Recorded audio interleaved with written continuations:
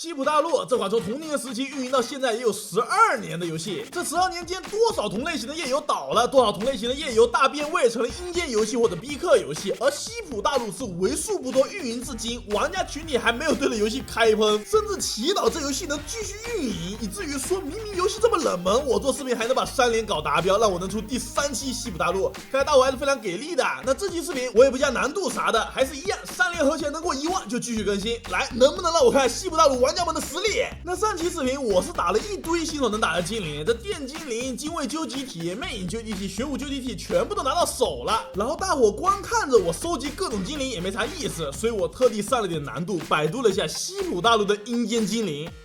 你猜怎么着？还真有我现在可以去打的阴间精灵，天策猎影究极进化，一共4个挑战。我们先去用抽卡攒的石头换一个炼狱小旗的究极体，炼狱战神岩旗，就一开始新手送的那个怪的究极体。这抽卡我也懒得多说，其实抽不到什么好东西，只是抽卡拿到的石头能换好东西。这天策猎影究极体4个挑战咋回事呢？第一个挑战非常简单，蓝影暗箭，每天5次机会打3个难度的残额，最猛的掉7根箭。我们先说怎么打这最猛的残额，反正你能想到的什么减对面双方和加我们伤害的 buff 都上了，最后上的这一战神岩旗一个战枪秒掉，秒掉后拿7根箭，9根就可以拆一次蓝影暗箭，就2选1 50%的概率，遇到假的你直接退就行了。拆了3次也是成功拆到真的，2个技能就打死了。那你应该能猜到为什么这玩意阴间了吧？第二个挑战残华之己，还是一样3个难度打最难，这次 boss 维持持续伤害，所以用之前经典的那套上 buff 魔血阵容就行，打死一次拿7个残华之己，是的，不是剑是己了，这2个道具不通用。 OK， 开始拆真假，这次是每次开启都要消耗13个己，而且不是50%的几率了，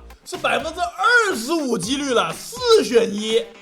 你猜怎么着？我第一次就选对了，我操，运气爆好！用魔血的阵容磨一下就死了，没什么难度啊。然后第3个挑战，卓越隐遁，打这个初音未来，这个更简单了，上2个 buff 几个技能就解决了，打死一次掉7个隐遁。这次更夸张了，17个开一次，7选1，一天只能选2次，这个7选1太吓人了。试了好几天，我也是终于找到了真身并将其击败。还没完，还有第4个挑战，暗示尊神术，这玩意更是阴间，怪物上面一样上几个减双防的 buff， 用延期几个技能就打死了，打死一次掉7个暗示尊神术，21个开一次选真假身，也就是一天就够开1次，而且一次选10个。当年谭伯虎点秋香都没有那么夸张，这就只能纯凭运气，没有任何技术在里面，几个人就跟参加飞人勿扰的一样，选我是心动女生。玩了1周吧，我也是终于选对了，感觉运气还是不错的。这就是西部大陆比较阴间的关卡了，虽然比不上赛尔号的1%甚至1/10，但也挺阴间的，说实话。接下来我们要去拿一个最近刚刚出不久的究极体精灵魔怒邪莲哪吒。对，这个究极性奴是哪吒，虽然说全身上下没有任何一个点和哪吒有关系，但这就是哪吒。首先要签到2天叠这个进度，1天150，2天就签到完了。这淬炼进度可以换临时 buff 加成，然后是要进入挑战打15颗星，1天打8次，里面每个怪你都可以自己给它上难度加星级，非常简单啊。第1只怪残儿随便放个小技能就能过3星，第2个怪先残儿用个相似断残，然后签盟集里续个 buff， 再签闪电奇侠扔个境界天路，守护给下一个角色加伤害，最后上月半灵狐一直灵动9天就能过3星。随后我去找师傅借了个顶配的麒麟，感觉这精灵看着这么帅，绝对猛的。第3个怪也是差不多套路，不过多了个让我们无法换宠的 buff， 那就打到死为止了。先残儿用相似断残打到死，然后上盟集里打到死，再闪电奇侠打到死，最后麒麟上来，好像已经被毒死了，没麒麟啥事，白借了。我以为要看到补伤害呢，但也不算是白借吧。下只怪用麒麟打打看，先手盟集里去死，然后上暗车给他上个状态。被秒了，没神秘果实等级没拉上去，无所谓了。闪电奇侠甩个技能去送完麒麟天启神技还有小技能切着用。怎么打这么点血呀？纯纯的刮痧呢。最后磨到月半灵狐把这怪活活磨死了，感觉麒麟有点拉了。看还有啥可以借的。最后一只借了个雪溪，是个女的，立位挺好看的，应该很厉害。这最后一只怪 buff 也是非常夸张啊，不吃任何异常和持续伤害，还能复活2次。这 boss 只吃1种技能伤害的同时，我只要用技能，我的技能 PP 值就会被直接清空，而且每回合会自动回满血，纯阴间 boss， 这质量太吓人了。没事，咱们有卑鄙的攻略可以看。先让孟可吸对面有力 buff， 再切天行者上去吸避他能量，图减对面防御，最后一个血吸必杀。